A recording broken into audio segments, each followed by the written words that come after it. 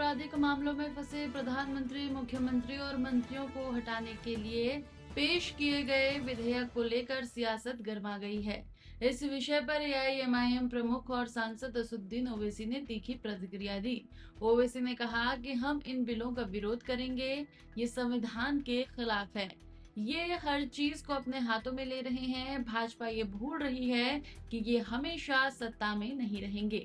ओवैसी ने सरकार पर निशाना साधते हुए कहा कि इस तरह के विधेयक लोकतंत्र और संविधान की मूल भावना के विपरीत हैं। उन्होंने चेताया कि तानाशाही रवैये से देश और लोकतंत्र को नुकसान पहुंचेगा। विदेशी दलों ने भी इस बिल के विभिन्न प्रावधानों पर चिंता जताई है और संसद में कड़ी बहस की संभावना है। देखिए, ये जो 3 बिल लाए आज इंट्रोड्यूस होंगे, हमारी पार्टी का मानना ये है कि ये theory of separation of powers का, ड्यू प्रोसेस का और जो जनता को ये इख्तियार है कि वो इलेक्टेड गवर्नमेंट्स को अकाउंटेबल बनाए, ये सब चीज़ें उसके खिलाफ जाता है। सेपरेशन ऑफ पावर्स आप देख लीजिए कि एग्जीक्यूटिव एजेंसीज को फ्री रन मिल जाएगा कि वो खुद जज, जूरी और एग्जीक्यूशनर हो जाएंगे, और मुख्यमंत्री को हटाना है तो असेंबली में हटाते हैं। अब आप मेरे को ये बताइए कि BNSS में इतने ऐसे सेक्शंस हैं कि किसी को भी आप एक सेक्शन लगा दीजिए 5 साल के ऊपर का, तो लाजमी है वो 30 दिन के अंदर, 30 अंदर BNS में यह है कि 90 डेज तक पुलिस कस्टडी ले सकती है। तो ये मेरे ख्याल से ये 1930 का गेस्टापो मूवमेंट हम भारत में देख रहे हैं कि जिस तरह वहां जर्मनी, उस वक्त के जर्मनी में गेस्टापो को बनाकर एक पुलिस स्टेट बना दिया गया।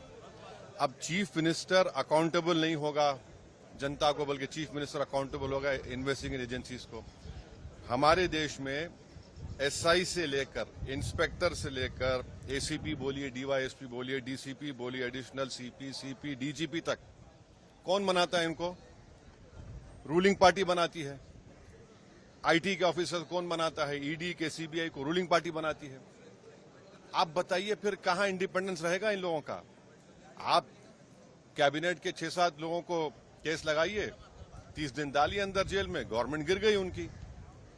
तो ये असल मकसद वो है, ये अनकॉन्स्टिट्यूशनल। अच्छा, उस बिल में ये भी है कि प्राइम मिनिस्टर को कौन अरेस्ट करेगा? प्राइम मिनिस्टर को बताइए। और प्राइम मिनिस्टर, ये उसमें उस बिल में कह रहे हैं, प्राइम मिनिस्टर के बिल में कह रहे हैं कि प्रेसिडेंट करेगा। अरे भाई, संविधान में हमने लिख दिया कि the president will act on the aid and advice of the council of ministers. ये उसका कॉन्ट्रडिक्शन। दूसरा, गवर्नर को आप इख्तियार दे रहे हैं, गवर्नर आप अपॉइंट करते हैं।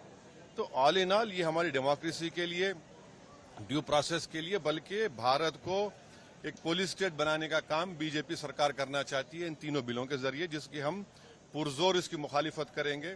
और ये अनकॉन्स्टिट्यूशनल है, ये बिल्कुल अनकॉन्स्टिट्यूशनल है।